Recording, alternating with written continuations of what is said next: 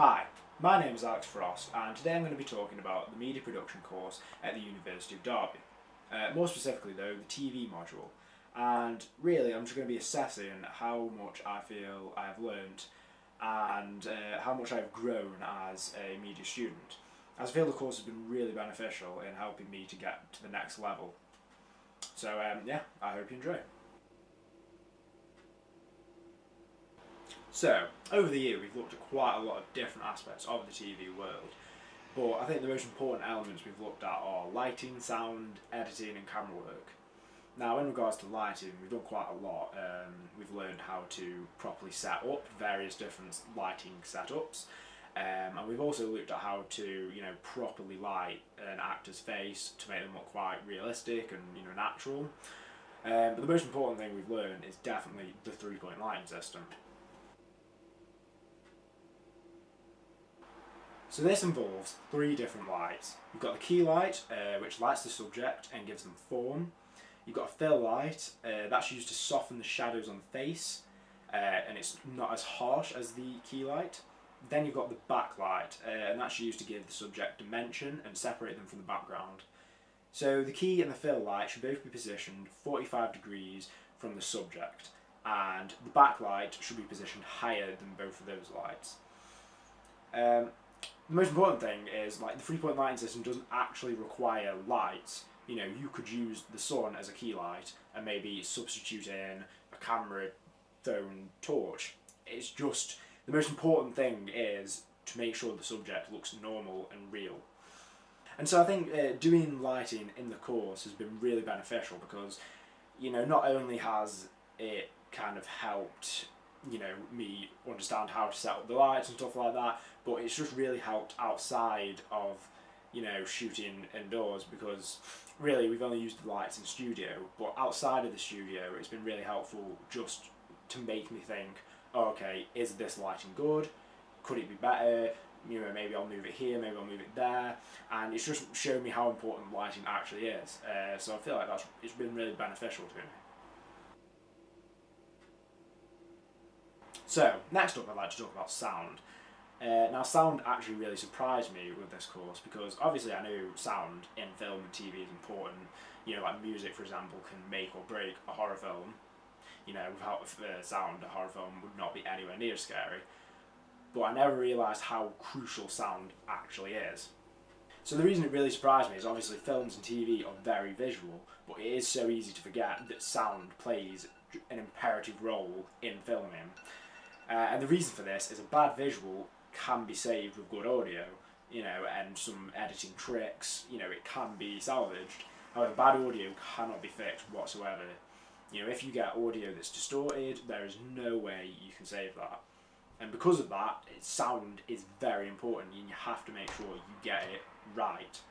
So you should always wear headphones when recording audio to ensure it sounds right on the footage you're filming.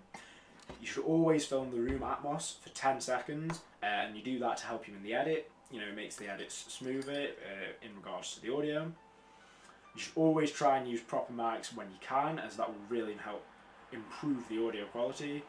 So for example, use a shotgun mic when you're filming dialogue, or a lavalier mic when filming interviews. Overall, sound is just something you want to make sure you pay extra attention to, as without it you are in trouble. Now, editing is the next big part of the TV course, and it's probably one of my favourites. I've really enjoyed editing. I like the creative control you have, and I just find it really fun putting clips together. And obviously in the first few weeks we did a lot of tips and tricks and just ways to proper speed up the edit, make it more efficient. However, we've also learned some really cool new things, one of which is green screen. So I'm just going to demonstrate how you would do a green screen clip for you. So, when I start an edit, the first thing I do is create some bins so that I can organise my work and I'll know where everything is. This is something Phil taught us, and I found it really handy just so I can keep track of everything. Then I'm going to import my footage over, and once I have the footage, I'm going to take the green screen key clip and I'm going to put that onto the timeline. So once you put that onto the timeline, it's going to create a sequence, and so you're going to take that sequence and put it in the sequence bin, And that's another little tip, just so it's out of the way and you know where it is. So I've put the key footage on the second vision track. That's so I can then drag over my image, or moving background, whatever you want to actually green screen. I can move that onto the first track. That means it's underneath the green screen footage. Next, I apply the Ultra Key effect from the Effects tab. I put that onto the key clip. Lastly, I'm going to go to the Effects panel, and I'm going to use the dropper icon and select the green screen. That's the part that I want to blend. So I'll select the green screen, probably in the middle, just as that's a good part to go to. So now when I do that, I should have my subject appearing on the background that's on the first vision track. And then once you've done that, it's up to you what you want to do. You can change how the effect works, with various sliders, and just make it so that it looks more realistic. So being able to actually create green screen footage is something that's really cool, and it's something I didn't even realise we would actually be doing. I didn't even know that we would have those kind of facilities. So that has just been really fun, and there's so much other stuff out there to learn about Premiere Pro and editing, so hopefully as the years go on I'll learn more and more and get more proficient in the editing world.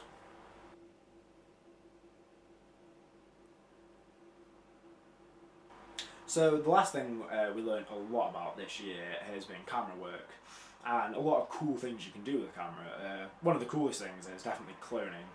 He's looked at a YouTube tutorial for that, and it's so cool. And it's weird because you see it on TV and you always wonder how would they actually do it, and now I know.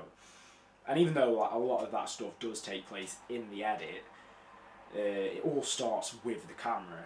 One of the most important things I've learned is to shoot like an editor, because if you do that and you have the sequence that you want in mind for when you then edit, it means that you'll have enough footage and enough B-roll and enough different angles to get the finished product that you want. So I have really learned a lot about camera work, and that has been one of my favourite parts about this, shooting, filming stuff. It's been great. So yeah, here's an interview just explaining what I've actually learned this year. So, Alex, today you're here to talk about your media production course and the TV module. So, what about camera work? Yeah, camera work has probably been the most fun part of the course. I've really liked to just get my hands on all the equipment, have a go of everything. It's been really fun. So, first off, the main thing we were taught is just how to set up the camera, what to do when you get it, turn it on, all the different things you need to tweak before you're actually ready to film. One of the most important parts of that is definitely white balancing. The most important part of white balancing is just to find a setting that makes your actor or your talent look realistic and normal. It's not actually important if the background's maybe slightly not right, as long as the person's right. That's the main focus of it. But yeah, as well as white balancing, we've learned other camera tricks and rules. One of which is the rule of thirds. Yeah, so the rule of thirds is something that I never realised was so prominent in films and TV. It's something that once you spot it, you can't unspot it, sort of thing. And the idea is you want to position your actors within the 3x3 grid. And the reason for this is it just looks visually and compositionally pleasing. If you have your character here and then you have some space to this side, it just looks really nice. But there's other rules as well. So, for example, if you're shooting a dialogue sequence, you should never cross the line. Characters, if they're having a conversation, they should be looking towards each other. And the last thing is you really want to try and get eye line right, because eye line, especially in interviews, is very important. You don't want the interviewer or interviewee to look like they're talking down to the audience or talking up. You want to get the eye line right so you feel like you're on the same level as them. So there's a lot of different rules that are really important in filmmaking. Okay, thank you. That's been really interesting. Thanks for giving us an insight into your course.